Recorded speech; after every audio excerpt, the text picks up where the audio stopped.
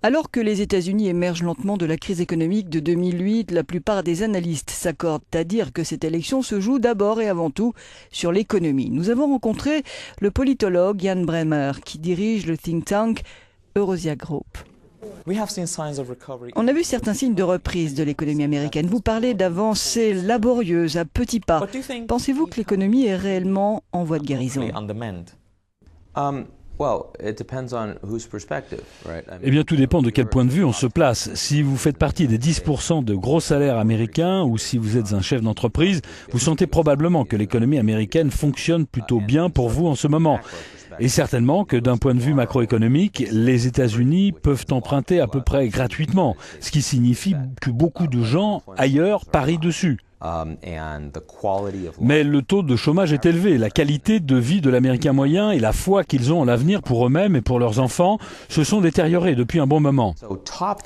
Alors, en regardant d'en haut, je dirais que les États-Unis non seulement ne sont pas en déclin, mais à certains égards semblent plus forts qu'avant 2008, avant la crise financière. Mais en partant d'en bas, non seulement ils sont en déclin, mais cela dure depuis 40 ans. Et donc, il est très difficile de répondre à la question sur la façon dont se comporte l'économie américaine.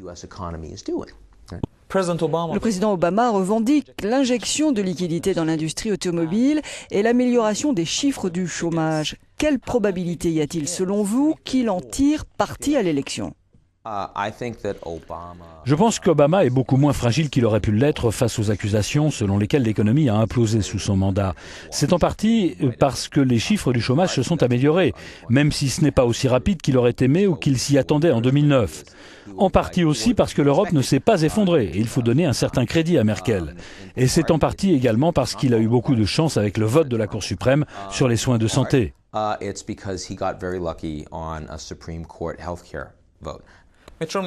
Mitt Romney a parlé de la Chine et de sa monnaie. Il a dit qu'il demandera à la Chine de réglementer sa monnaie. Est-ce vraiment possible ? Eh bien, il est possible de demander. Vous pouvez toujours demander. Comme ma mère disait, c'est bien de vouloir, mais c'est mieux d'avoir. Et les États-Unis ont très peu d'influence sur la Chine sur cette question. Vous savez, j'en suis sûr que la Chine a réévalué sa monnaie de 11% au cours de l'administration Obama.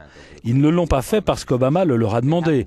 Et Obama a fait comme s'il avait obtenu qu'ils le fassent.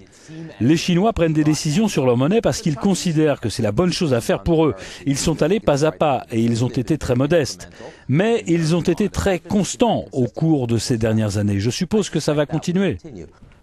Y aura-t-il une différence entre Obama et Romney pour financer la reconstruction après les dégâts causés par Sandy ?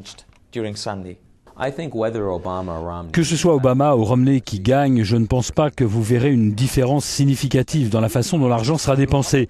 Gardons à l'esprit que les partis républicains et démocrates ne sont pas si différents. Nous avons deux partis aux États-Unis, ils sont tous les deux très centristes et ils sont tous les deux financés par les mêmes personnes, les mêmes intérêts particuliers, les mêmes entreprises et tout le reste.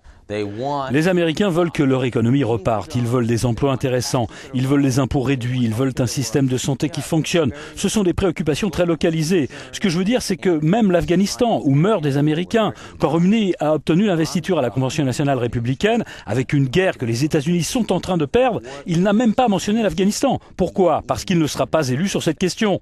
À la fin du débat de politique étrangère, les deux candidats ont dit « Concentrons-nous sur la construction nationale, chez nous ». Both candidates basically said, look, let's focus on nation building at home.